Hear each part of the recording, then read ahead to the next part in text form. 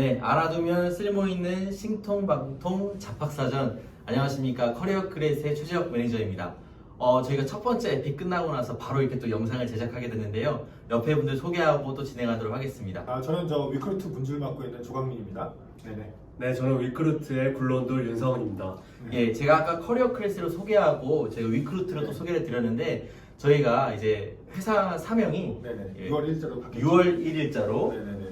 커리어 크레딧에서 위크루트로 좀 전환이 되었습니다. 그래서 네. 앞으로 저희가 영상을 전달드릴 때에는 위크루트로 좀 전달드릴 수 있을 것 같습니다. 네. 자, 그러면 이제 저희가 좀 시작을 해볼 텐데 간단하게 저희가 첫 번째 에픽을 좀 진행했는데 소감 한 마디씩 좀 듣고 넘어가야 될 것 같은데 우리 윤성훈 매니저 좀 어떠셨어요? 네, 저는 일단 지난주에 첫 촬영, 저번에 이제 영상을 처음 촬영해봤는데 네. 그냥 너무 재밌었습니다. 대표님과 또 재영님하고 이렇게 앉아서 뭔가 이렇게 가볍게 이야기도 나누고 또 영상을 실제로 유튜브에 올려보면서 우리가 이렇게 재밌게 촬영할 수 있는 것들이 참 기분 좋고 즐거운 추억이더라고요. 그래서 재밌게 촬영했습니다. 잘생겼기 때문입니다. 그렇군요. 우리 네, 알겠습니다. 네. 우리 예, 문준님 어떠셨어요? 전 저희 가족들한테 보여줬는데 굉장히 박장대소 하면서 보더라고요. 근데 저는 부끄러워가지고 네.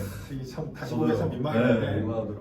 근데 뭐 이제 뭐 제 얼굴이면 제 얼굴이겠습니까? 그래서 이제 다 회사를 위해서 네. 다 이제 버린다는 각오로 아, 다른 사람을 위해서 네네. 예, 자본주의 미소 잘 봤고요. 그렇습니다. 네, 두 번째 에픽도 진행하려고 합니다. 그래서 두 번째 에픽의 좀 첫 번째 주제를 좀 설명하면서 좀 시작하려고 하는데요. 첫 번째 주제입니다. 요즘에 인재 채용, 레퍼런스 체크 굉장히 중요한 몇 가지 단어들이 좀 나오더라고요. 그래서 오늘 그 단어들에 대해서 좀 용어 정리를 정확하게 하고 좀 시작하면 좋을 것 같아서 우리 문주님께 좀 네. 여쭤보겠습니다. 네. 이 채용, 레퍼런스 체크 다양한 용어들이 있는데 네. 용어에 대한 좀 설명 좀 부탁드릴게요. 결국 뭐 채용이라는 거는 좀 뭐 재수없게 들릴지 모르겠지만 영어로 많이 설명을 하면은 우리가 어떤 이제 선발의 과정에 후보자들이 많이 올라타도록 이제 인커리지 이제 격려하는 일련의 과정을 우리가 이제 리크루팅 모집이라고 얘기를 하고요. 네네. 그 다음에 이제 그 프로세스 중에서 우리가 라이피플 뽑아내는 이런 과정을 우리가 셀렉션 선발이라고 합니다. 그래서 채용은 기본적으로 이제 모집과 선발 두 가지로 나눠지게 됐습니다. 두 가지 나눠지는데 레퍼체크 같은 경우는 이제 말씀드린 것처럼 채용의 툴은 맞아요. 그래서 채용의 툴 맞고 99.9%가 채용 장면에 쓰이지만 근데 더 정확히 얘기하면은 레퍼체크는 모집의 툴이 아니라 선발의 툴입니다. 네, 그게- 모집이 아니라 선발의 네, 툴이군요. 네 맞습니다. 무슨 의미를 주냐면은 선발의 툴이기 때문에 선발이 문제가 되는 장면에 써야 돼요. 그러니까 예를 들면은 뭐 어떤 분께서 저한테 레퍼체크 통해서 좀 사람 좀 뽑아주세요. 이렇게 해서 이제 얘기를 쭉 들어보니까 그 회사는 급여가 너무 낮아. 그래서 지원자가 없어. 최저시급을 네네네. 최저시급 안 되면 뭐 이런 상황이 발생해. 그러면은 이건 후보자가 없기 때문에 모집 단계에서 이제 문제가 생기는 거죠. 그래서 거기는 아무리 레퍼체크를 들이대봤자 이 문제에 대한 정의 자체가 잘못됐기 때문에 이게 워킹을 안 하는 거예요. 그래서 기업체에서 이제 레퍼체크를 도입할 때에는 선발이 이슈가 되는 장면에서부터 먼저 도입하는 게 좋다. 그러면 그거 어떤 거냐? 하면 우리가 경영 지원이나 연구소 같은 경우는 어떤 뭐 팀장이나 아니면 뭐 임원급 뭐 이런 쪽을 중심으로 해야지 먼저 아마 파워풀한 레퍼런스 체크 효과를 좀 경험을 하실 수 있을 것이다. 왜냐면 뭐 팀장하면 잘못하면 뭐 그렇죠. 가난하고 막 그런 경우도 있잖아요. 네. 그렇죠?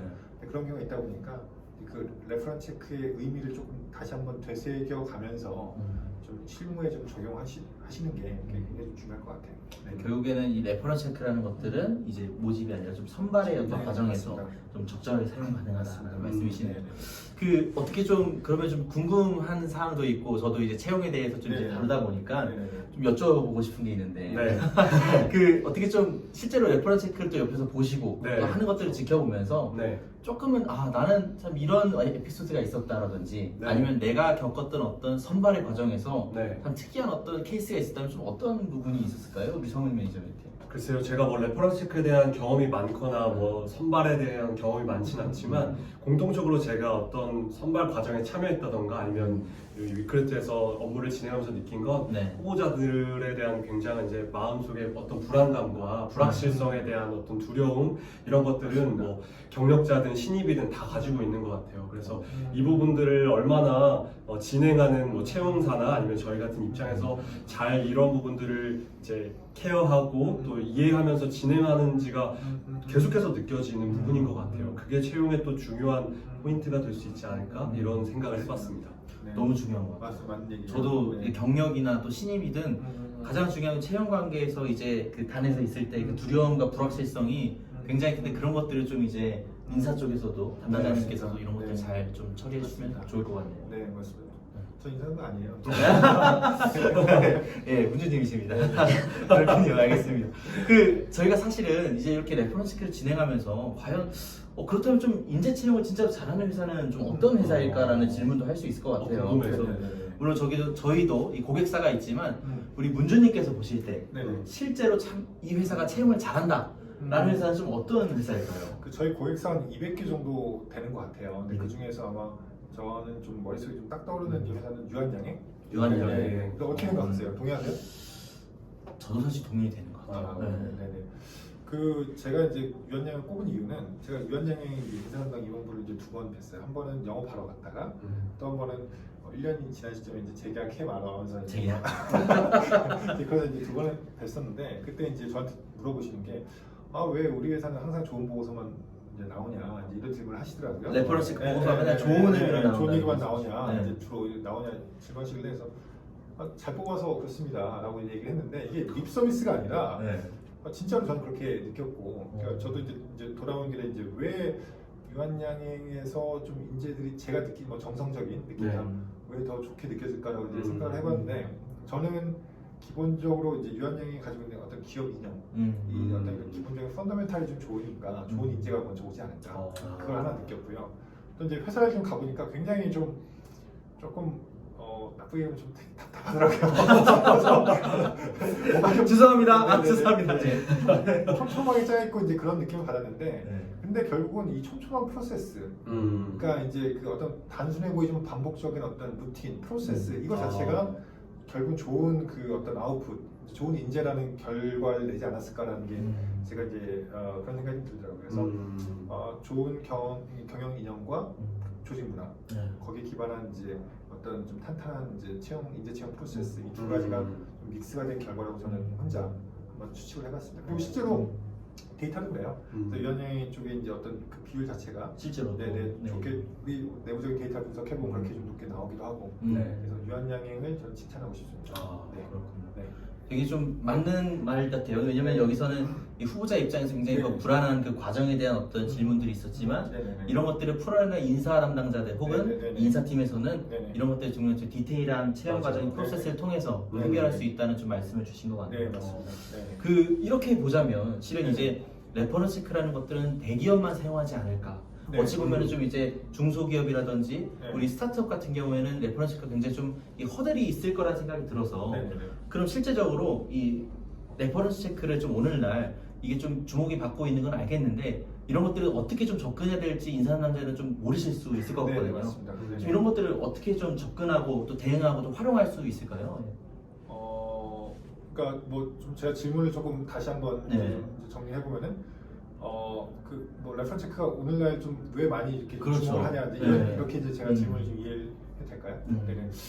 그 뭐 아마 이제 성우님이 어떻게 보면 저희 회사 이제 지금 이제 레퍼런스 체크 이제 게이트 키퍼 그러니까 이제 고객이 오면 웰커밍하는 역할을 좀 맡아주고 계시는데 고객분이 뭐 대기업만 있나요? 보시면 어떠세요? 다 아시잖아요. 제가 대기업만 있지는 않더라고요. 그래서 네. 저도 처음 들어본 뭐 네. 기업 이름들도 있고 네. 작은 기업들도 있고 네. 골고루 있는 것 같아요. 그래서 보면 이제 스타트업부터 이제 대기업까지 굉장히 이제 분포가 많이 돼 있는 것 같아요. 근데 저도 이제 처음에 이제 보면서 느끼는 게 레퍼런스 체크 왜 요즘 이제 많이 주목을 할까라고 생각을 해보니까 결국은 저도 이제 비즈니스를 하는 입장이지 않습니까? 사업하는 입장에서 보면은 사업하는 입장에서 가장 큰 리스크, 그러니까 사업하는 사람은 기본적으로 리스크를 싫어해요.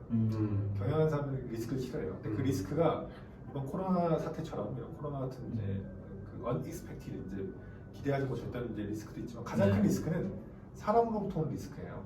사람으로부터 오는 리스크에서 잘못된 사람 한 명 뽑으면은 그 팀 아잖아요. 팀워크 다 무너지거든요. 그래서 기본적으로 그 저는 저의 이제 업에 대한 의미를 기업체 우리 고객사에 이제 유입되는 인력으로부터 오는 인재로부터 오는 그 리스크를 줄여주는 게 우리의 역할이지 않나라는 생각을 좀 하게 됐고요. 그래서 이제 아까 이제 스타트업 같은 경우도 진짜 굉장히 중요해요. 스타트업은 사람이 곧 이꼴 자산이잖아요. 그러니까 뭐 1000명, 10,000명 되는 회사야 한 명 없어도 어차피 뭐 0.001% 뭐 이것밖에 안 되지만 스타트업은 한 명이 회사 전체 전투력의 10% 이상을 차지하는 입장에서 그 한 명을 잘못 뽑았다면 회사가 그냥 휘청휘청거리게 되죠. 그래서 스타트업 같은 경우는 특히 이제 뭐 그 키 플레이를 뽑을 때 초보 창업자들이 어떤 이제 보이는 스펙이나 전문성이나 이제 그런 거에 굉장히 많이 함몰이 돼요. 저도 그랬었어. 아 스펙에 그렇죠. 보이는 스펙에 한다는 말씀이시죠? 근데 더 중요한 건 인성이에요. 인성. 기본적인 이 퍼스널리티가 받쳐지지가 않으면은 뭐 말짱 도르는 게 네, 그래서 뭐 스타트업부터 이제 대기업까지 레퍼체를 폭넓게 쓰는 이유가 있는 것 같아요. 그런 리스크를 줄이기 위해서. 네. 어찌 보면 이제 말씀 주신 대로 이 리스크에 대한 것들 중에 말씀했던 사람으로 인한 리스크를 우리가 최대한 좀 걸러낼 수 있고 네. 그런 것들을 방어할 수 있는 중요한 네. 도구이기 때문에 맞습니다. 네. 현재 많은 기업에서 이렇게 레퍼런스 체크를 도입하려고 또 고민을 하고 있는 것 같네요. 네. 알겠습니다. 네. 그 실은 이제 저도 이제 연락을 오늘도 많이 받긴 했는데 네. 이 레퍼런스 체크를 과연 이 인사팀에서 이제 혼자 이 단독으로 진행하는 것들이 과연 이제 가능을 할까? 그리고 네. 또 이런 것들을 외주 업체를 통해 가지고 좀 진행을 한다면 좀 수월하지 않을까? 이런 질문들도 좀 많이 받거든요. 네. 그 실은 이런 질문에 대한 답은 우리가 있는 것 같긴 한데 그런 것이 아니라 자본주의 조금은 그렇긴 한데 네. 저희가 좀 구체적으로 객관적인 좀 네. 시야에서 네. 저희 문제니까 좀 여쭤보겠습니다. 과연 인하우스를 사용하는 게 나을까요? 아니면 좀 이렇게 외주 업체를 활용하는 게 나을까요? 기본적으로 할 수 있으면 이제 인하우스에서 하시는 게 좋긴 한데 인하우스다. 네, 네. 인하우스에서 하시는 게 좋긴 한데 근데 그게 이제 저도 옛날에 이제 인하우스에서 있어봤지만 굉장히 좀 집중하기 어려워요. 여러 가지 일이 걸리거든요. 근데 문제는 네. 레퍼리들이 원하는 이제 인터뷰 시간이 이런 게 다 다르다 보니까 맞아요. 그 뭐 예를 들면 뭐 부장님이 이제 미팅 부르는데 뭐 어떻게 나가서 또 인터뷰를 할 것이며 맞아요. 근데 그다음에 이제 그 채용 담당자의 업무 중에 경력 채용 업무 이것밖에 안 되고 또 그중에 레퍼 체크는 이것밖에 안 되는데 이 업무를 위해서 이렇게 몰입하기는 현실에 조금 어려운 부분이 있죠. 하지만 인하우스에서 하는 게 좋긴 합니다. 근데 좋긴 한데 근데 외주를 줄 때는 조금 이제 몇 가지 고려될 포인트가 있어요. 그러니까 쉽게 얘기하면은 레퍼런스 체크라는 것 자체가 이제 개인 정보가 이렇게 유통이 되는 과정이라고 이제 저는 생각을 또 하거든요. 네. 근데 인사 담당자와 후보자, 레퍼리 이 세 명이서 이렇게 공을 개인 정보를 저글링 이렇게 공을 하는 거랑 인사 담당자, 외주업체, 후보자, 레퍼리 네 명이서 공을 저글링 하는 거랑 어떤 때가 공을 더 떨어뜨리기가 쉬울까요? 당연히 네 개. 맞습니다. 그래서 기본적으로 그 인사 담당자는 후보자를 직접 만나보면 우리가 어느 정도 촉이라는 게 오잖아요. 네. 인상부터 해가지고 촉이 오는데 그 외주업체 이제 소위 컨설턴트 분은 후보자 한 번도 컨택도 안 해보고 레퍼리 얘기를 들으면서 후보자를 그려야 되는 이 모순된 상황이 발생을 하게 되죠. 네. 그래서 저희는 그런 문제를 해결했기 때문에 저희는 이제 자신 있게 말씀을 좀 드리는 거지만 기본적으로 인사 담당 하는 게 좋긴 하다. 근데 외주 줄 때에는 개인 정보에 대한 문제. 그러니까 후보자가 이력서를 뭐 예를 들면 삼성전자 유한양행에 제출한 거지.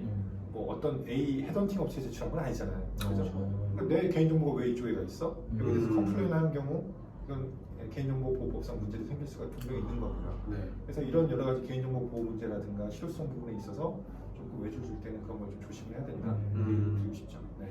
어쨌든 이제 대표님 말씀대로 만약에 우리가 생각을 하자면 네. 인하우스보다는 아마 이제 인하우스에서 하는 것들이 훨씬 더 적절하다. 그리고 이제 어쩔 수 없이 외주업체한테 좀 맡기게 되는 경우가 생긴다면은 개인정보에 대한 그 유통의 과정을 인사팀 혹은 인사 담당자가 조금 더 네. 신경을 써야 된다. 네, 이 맞습니다. 말씀 프로세스도 좀 더 봐서 또 음. 효과성에 대한 것도 좀 검증을 좀 해야 되고요. 효과성에 대한 네. 검증까지 말씀해 주신 네. 것 같아요. 네. 그 오늘도 실은 이제 저희가 이렇게 두 번째 에픽을 좀 진행하고 이렇게 마무리하게 되었습니다. 그 세 명의 조화가 어떠신지는 모르겠어요. 그래서 저희가 앞으로도 또 다음 에픽에서는 실제적으로 레퍼런스 체크가 좀 어떻게 진행될지 디테일한 과정들을 다시 한번 좀 설명드릴 수 있을 것 같습니다. 오늘도 너무 고생하셨고요. 네. 저희 간단하게 인사하면서 마무리하도록 하겠습니다. 네. 예, 시청해주셔서 너무 감사드리고요. 다음 영상에서 만나요. 안녕.